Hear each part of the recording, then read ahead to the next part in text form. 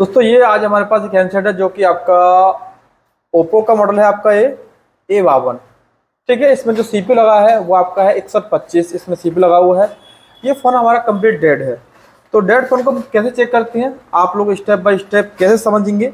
देखो, कोई भी हैंडसेट जब आपके पास डेड आता है तो सबसे पहले हम लगाते डीसी पावर सप्लाई से इसे लगाएंगे।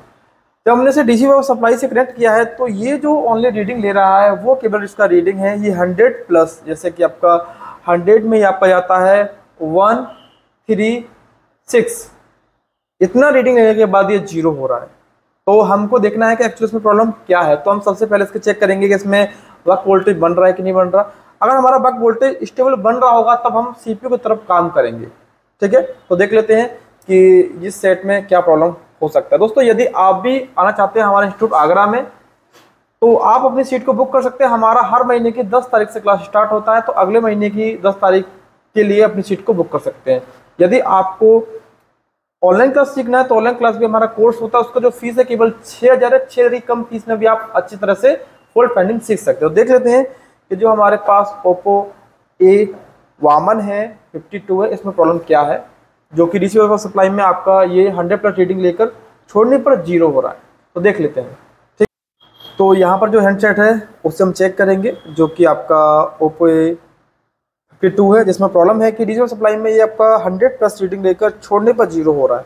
तो ऐसा केस आपके पास बहुत ज़्यादा आता है, तो हम देखेंगे एक्चुअली समस्या क्या है। हम लोग जानते हैं कि जो भी हमारा फ़ोन 60 से मिली एम्पीयर करंट ले लेता है तो मतलब हमारे पावर सेक्शन उसमें क्लियर होता है। फिर भी एक बार कंफर्म करेंगे। तो इसके लिए सबसे पहले लगाएंगे इसके अंदर चार्जर। ये हमारा चार्जर है और हम इस पर इंसर्ट कर देते हैं।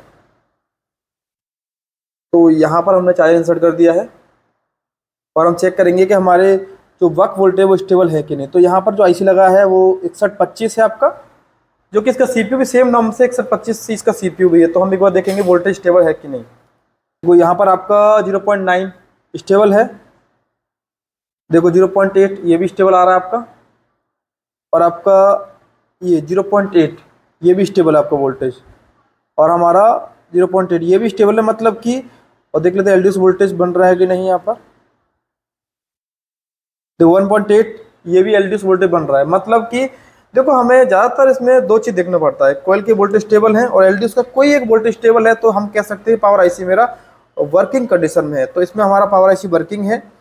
और यहाँ पर आपको बैटरी को लगाकर भी चेक करना होगा। हमने विदाउट बैटरी चेक किया तो हमको वोल्टेज नहीं मिला, जब बैटरी लगाने के बाद चेक किया तो हमको वोल्टेज मिला है। तो आपने समझा कि इस फ़ोन के अंदर जो हमारा प्रॉब्लम है कि अब हमको मालूम हुआ कि इस सेट के अंदर जो प्रॉब्लम है वो कहीं ना कहीं सीपीयू तरफ से को ही रिवॉल्व करके देखते हैं। तो यहाँ पर हम इसे खोल देते हैं, फिर अपना सीपीयू को रिवॉल्व यहाँ पर करेंगे और यहाँ पर हम इसे लगा देते हैं अपने पीसीबी स्टैंड के अंदर और सीपीयू के को निकालेंगे यहाँ पर हम।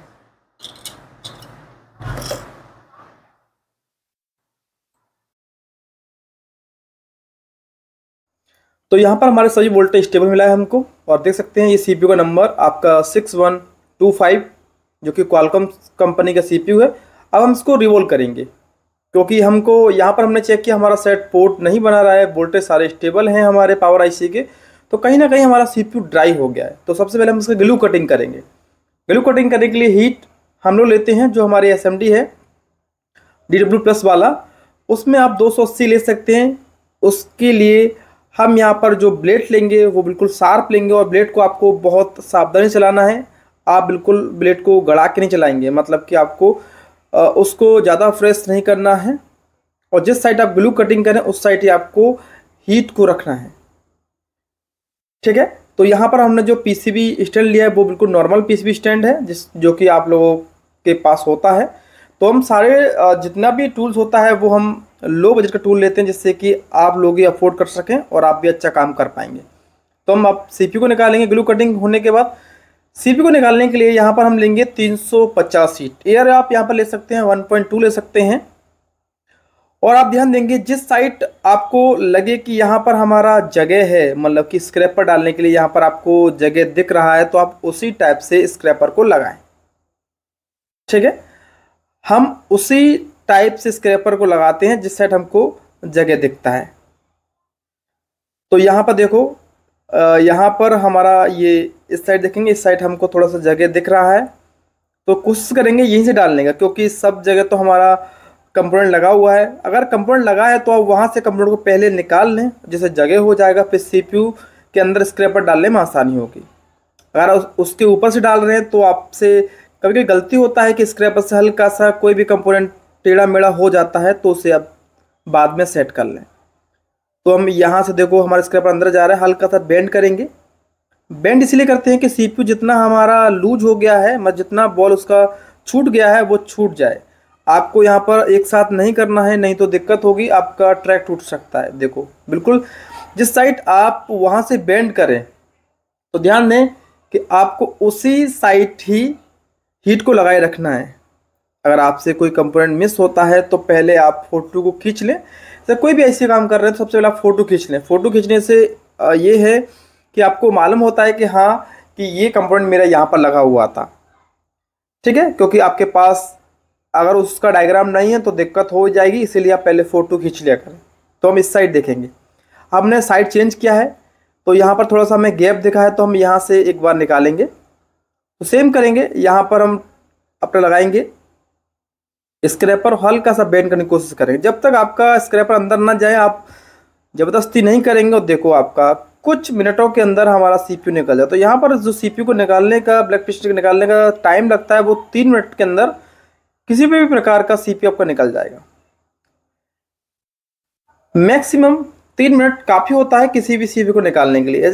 ये टाइम जब लगता है जैसे मान लो कि आपके पास उसमें एरिया बहुत ज़्यादा कंपोनेंट लगे हुए हैं और बहुत ज़्यादा भीड़ भाड़ वाला एरिया है, मतलब कंपोनेंट साइड बाई साइड लगे हैं, तो हमको थोड़ा टाइम लगता है। तो हम सबसे पहले साफ़ करेंगे।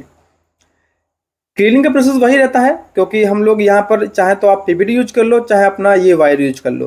पीपीडी यूज करने से घाटा ये है कि पीपीडी हमारा हर छोटे छोटे कंपोनेंट के पास चला जाता है पेस्ट की मदद से। क्योंकि पेस्ट लिक्विड फॉर्म में बन जाता है, पेस्ट जैसे हमारा पिघलता है तो कंपोनेंट तरफ चला जाता है, तो पीपीडी साथ में चला जाता है। इसीलिए हम लोग क्या करते हैं कि पीपीडी की जगह पर हम सोल्डर वायर का यूज करते हैं, जो कि अच्छा है। वो भी दोनों ही चीज़ सेम है, आप किसी भी कर सकते हैं। अब यहाँ पर डिशोल्डर वायर की मदद से साफ करेंगे। देखो ध्यान देना, कभी भी आप सीपीयू काम करें तो सारी बॉल आपकी इस तरह से बनना चाहिए, बिल्कुल गोल। और कोई बॉल अगर आपका काला दिखता है तो उस बॉल को आप साफ कर लें, और यहाँ पर हम इसको साफ कर लेंगे। तो थोड़ी देर में हम इसे साफ कर लेते हैं। जो भी हमारे साइड से बचता है तो उसे हम स्क्रैपर की मदद से यहाँ पर लगे हमारे सभी बॉल जो डिशोल्डर वायर है उससे सभी बॉल हमारा कट गया है, मतलब कि 0 लेवल तक हमारी बॉल डाउन हो गया है। सभी बॉल हमारा चमक रहा है। एक बार आपसे साफ करते हैं क्लीनर से। क्लीनर हम लोग यूज करते हैं मैकेनिक का, जो कि अच्छा है, बेस्ट रिजल्ट है इसका। आपके सामने रिजल्ट है इसका, जो कि 800 है, या आप 850 भी ले सकते हैं। शानदार रिजल्ट है उसका और अच्छा काम करता है। तो यहाँ पर देखो क्लीनिंग के लिए आप इस तरह का केमिकल रखें।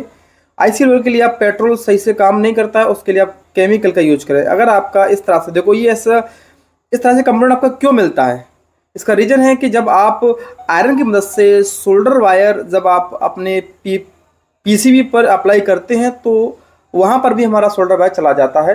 तो ऐसा अगर आपके साथ हो रहा है तो आप हल्का सा डिशोल्डर वायर का टुकड़ा लेकर ऐसे साफ कर सकते हैं।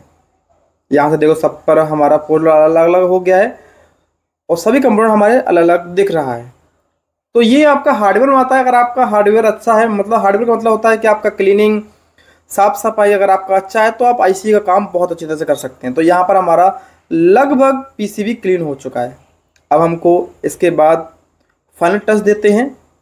तो यहाँ पर फाइनल टच दे दिया है, मतलब कि हमारा पूरा का पूरा जितना भी एक्स्ट्रा यहाँ पर ग्लू है सबको उठा लेंगे।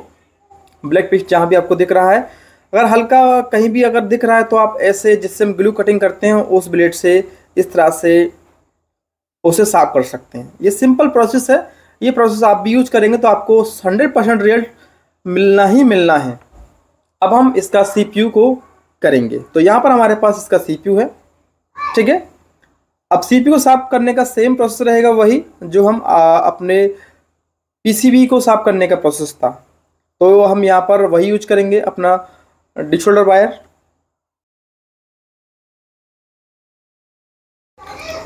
तो यहाँ पर हम सेम यूज करेंगे अपना डिशोल्डर वायर, सोल्डर वायर है, उसके बाद डिशोल्डर वायर से इसमें साफ कर लेंगे। तो ये वायर से बेनिफिट ये है कि अगर आप पीपीडी यूज करते हो तो पीपीडी हमारा क्या है, ये थोड़ा सा फैल जाता है और उससे फिर हमको बाद में कुछ पॉइंट्स सीपीयू के नीचे बैठ जाते हैं, जिससे सीपीयू हमारा ऊंचा उठ जाता है। तो हम यहाँ पर वायर का यूज करते हैं। वायर बिल्कुल इजी है, सिंपल है और आसानी से मिल जाता है। ठीक है, तो फिर आप आसानी से जब हमारा वायर इसके अंदर मिल जाता है तो आप फिर यहाँ पर एसएमडी के अंदर 280 की हीट को लेकर इस तरह से आप ग्लू कटिंग कर सकते हैं, जो कि बिल्कुल सिंपल है और आप बिल्कुल आराम से ग्लू कटिंग कर सकते हैं। यहाँ पर आपको कोई भी दिक्कत नहीं आएगी। ठीक है, इसमें ट्रैक उखड़ने के चांस कम होते हैं। ठीक है, क्योंकि यहाँ पर आप लोग क्या करते हैं, पहले यहाँ पर आप सोल्डर वायर को यूज कर लेते हैं। सोल्डर वायर, यहाँ पर हमारा जो सोल्डर का वायर है, जो लगाने के बाद हमारा इनका टेम्परेचर डाउन हो जाता है, फिर आप 280 की हीट पर आराम से इसे निकाल सकते हैं। अगर नहीं निकलता तो 300 कर लेंगे और पेस्ट का साथ में यूज करेंगे। पेस्ट क्या है, इसको गलने में मदद करता है, जो हमारी कंपनी का सोल्डर होता है। ठीक है, तो यहाँ पर लगभग देखो हमारा ये साफ हो गया है। तो आप इस तरह से 1 मिनट के अंदर किसी भी प्रकार के ब्लैक फिश सीपी को साफ कर सकते हैं। बिल्कुल सिंपल तरीका है। अब आप इसके लिए लगा लेंगे यहाँ पर फिर से फ्लक्स, और हम एक बार फिर से वायर का इस्तेमाल करेंगे। अब जो पॉइंट हमारे पहले टच नहीं हुए होंगे वो टच हो जाएंगे। इससे क्लीनिंग में हमको विशेष मदद मिलेगा। अब हम यूज करेंगे अपना डिशुलर वायर। इसका यूज हम इसलिए करते हैं क्योंकि छोटा जो भी हमारा ग्लू रह गया होगा ब्लैक वाला, तो वो हमारा इस तरह से इजीली साफ हो जाएगा, बिल्कुल सिंपल तरीके से। ठीक है, अगर आपको फिर भी लग रहा है कि कोई हमारा रह गया है ग्लू, तो आप उसको साफ कर सकते हैं इसी प्रोसेस से। तो यहाँ पर देख सकते हैं कुछ पॉइंट काले रह जाते हैं। जो भी पॉइंट आपके काले रहते हैं तो उन पे क्या करेंगे, उन पर जो आपका ब्रश आता है ना, जिसमें एक तरफ तार होते हैं और एक तरफ ब्रश होता है, तो उससे आप इसे रगड़ देंगे। उससे आपको इसे रगड़ना है। तो यहाँ पर हम इसे रगड़ेंगे। ठीक है, यहाँ पर आप टेंशन न लें कि आपका जो भी वो आपका घिसेगा नहीं। आप वो टेंशन मत लें कि आपको लगता है कि कहीं हमारा सीपीयू ख़राब ना हो जाए, स्क्रैच ना हो जाए, वो नहीं होगा। अगर आप ज़्यादा टाइट नहीं करना है आपको नॉर्मली, पर इसके साथ आपको केमिकल का यूज करना है जो 800 है, तो आपका स्क्रैच नहीं होगा और आपकी सारी काली बॉल्स आपकी साफ हो जाएंगी। ये सिंपल तरीका है और इस तरह से करेंगे तो आपको बहुत अच्छी तरह से रिजल्ट मिलेगा आपके सामने। ये हो गया देखो कंप्लीट। तो हम एक बार इसको फाइनल टच करते हैं। देखो हमारा एकदम हो गया है।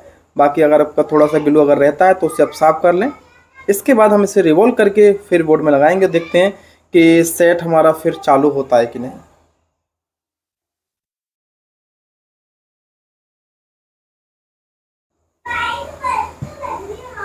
तो यहाँ पर हम सीपी को रिवॉल्व करेंगे। स्टेंसिल हमने ले लिया है। स्टेंसिल आप प्रॉपर भी ले सकते हैं, अगर चाहें तो आप यूनिवर्सल भी ले सकते हैं, उसमें आपका कोई भी दिक्कत नहीं होगा। तो यहाँ पर देखो हम में से, ठीक है, यहाँ पर हम इस तरह से ले सकते हैं। तो यहाँ पर हमने इसे लगा दिया है। अब हम जो पीपीडी है उसको फिल कर देंगे। तो पीपीडी आपको यहाँ पर फिल कर देना है। जो भी आपको पॉइंट दिख रहा है कि अभी हमारा कुछ पॉइंट काला है, तो ये जो पॉइंट है वो हमारे जो स्टेंसिल है उसमें थोड़ा सा काला काला पॉइंट रह गया, तो उससे ढंग से आप स्टेंसिल को साफ कर लें और उसके बाद ही आप पीपीडी लगाएं। तो यहाँ पर आप गलती ना करें, क्योंकि अगर एक भी हॉल में अगर आपका कुछ भी कचरा रह गया और हमारा बॉल नहीं बना तो हमें दिक्कत होगी, हमारा एक बॉल छूट जाएगा। तो यहाँ पर आप सेम टू सेम पीपीडी को अप्लाई कर सकते हैं ऐसे। और यहाँ पर आप इसे साफ कर दें। देखो ध्यान दो, कभी भी सीपीयू रिवॉल्व करें तो आप उसे 1 टाइम नहीं करें, 2 टाइम में रिवॉल्व करें। ठीक है, 2 टाइम का मतलब है कि आप एक बार रिवॉल्व करने के बाद एक बार फिर से पीवीडी वर्क के द्वारा रिवॉल्व करें, फिर कटिंग कर दें। इससे क्या है कि आपका जो बॉल है वो पूरी तरह से भर जाता है। फर्स्ट टाइम में ऐसा होता है कि हमारा कहीं ना कहीं बॉल हमारा नीचा ऊंचा हो सकता है, ऊंचा नीचा हो सकता है, इसीलिए तो 2 बार भरें आप। तो यहाँ पर हमारा सीपीयू रिवॉल्व हो गया है। ठीक है, तो हम भी एक बार इसे दोबारा से अप्लाई करेंगे और इसमें दोबारा से पीवीडी भरेंगे कटिंग करने के बाद। देखो कटिंग हम इसलिए करते हैं, अगर हमारे सभी बॉल कटता है तो हम कह सकते हैं कि हमारा सभी बॉल इक्वल है। तो देखो यहाँ पर हमारा सभी बॉल बराबर नहीं कटा है, कुछ बॉल हमारा देखो रह गया है, तो हम एक बार दोबारा से पीवीडी भरेंगे। ये एक अच्छा प्रोसेस है। इससे माइंड संतुष्ट होता है कि हाँ हमारा जो सभी बॉल बराबर बना है। अगर आप वन टाइम में नहीं कह सकते कि प्रॉपर है कि नहीं, अगर आपका इस बात दोबारा करने के बाद कटिंग करेंगे तो सारी बॉल कटिंग हो जाएगा, कंफर्मेशन मिल जाएगा कि हाँ अब मेरा पूरा बॉल परफेक्ट भरा है। अभी भी सारा बॉल बराबर है, फिर भी कंफर्म करने के लिए एक बार कटिंग करके देख लें। तो हम यहाँ पर फिर कटिंग करेंगे, अब देखते हैं कि कोई बॉल हमारा बचता है कि नहीं। तो देखो यहाँ पर स्टार्टिंग से सारा बॉल कटा है, नीचे भी सारा बॉल कट गया है, वहाँ भी सारा बॉल कटा है, और आपका आखिर में देखो यहाँ भी, बाकी उस कोने देखो सारा टोटली बॉल हमारा कट गया है। इसका मतलब है कि कंफर्मेशन क्लियर है हमारा माइंड कि हमारा कहीं ना कहीं सीपीयू में रिवॉल्विंग में कोई भी दिक्कत नहीं है। कई बार ऐसा होता है कि आप सीपीयू रिवॉल्व कर देते हैं, आपसे फिर दिक्कत होता है कि हाँ शायद मेरा सीपीयू सही रिवॉल्व नहीं हुआ होगा, आप खुद से ही सेटिस्फेक्शन नहीं होते माइंड में कि सीपीयू रिवॉल्व हुआ है कि नहीं। तो ये एक कंप्लीट क्लीन चिट है कि हाँ सीपीयू में कोई दिक्कत नहीं, सीपीयू रिवॉल्विंग फर्स्ट क्लास हुआ है। तो देखो यहाँ पर हमारा सीपीयू रिवॉल्व हो गया है। अब हम सीपीयू को पेस्ट लगाकर फिर बोर्ड में लगाएंगे और देखते हैं कि सेट अभी किस पोजीशन पे है। अब हम यहाँ पर सीपीयू को लगाएंगे, ठीक है। तो देख सकते हैं सीपीयू हमारा लगभग क्लीन है। चाहें तो आप एक बार फिर से इसे क्लीन कर सकते हैं, मतलब कि साफ़ कर सकते हैं अगर आपको कहीं भी कोई भी गंदगी दिख रहा है, नहीं तो थोड़ा सा पेस्ट लगाएंगे।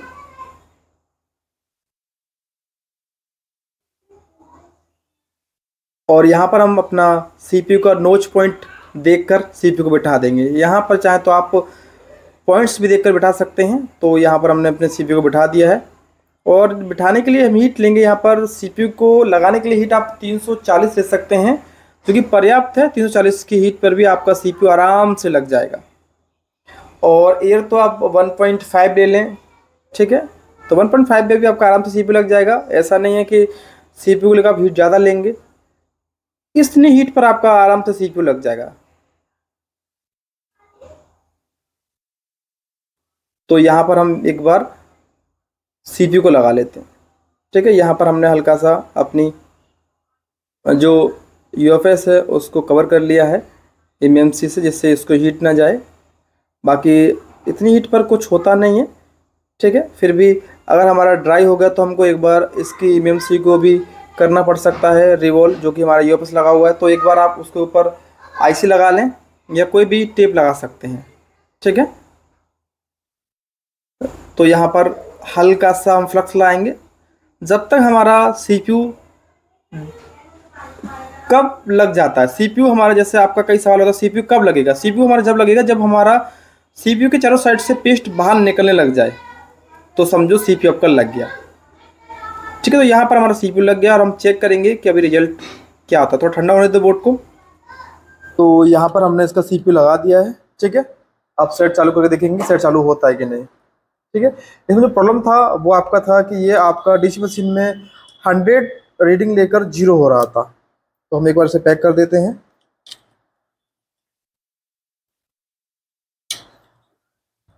और हम इसे चेक करेंगे। इसमें लॉक सिस्टम है, तो थोड़ा सा हमें लॉक को ध्यान देना होगा।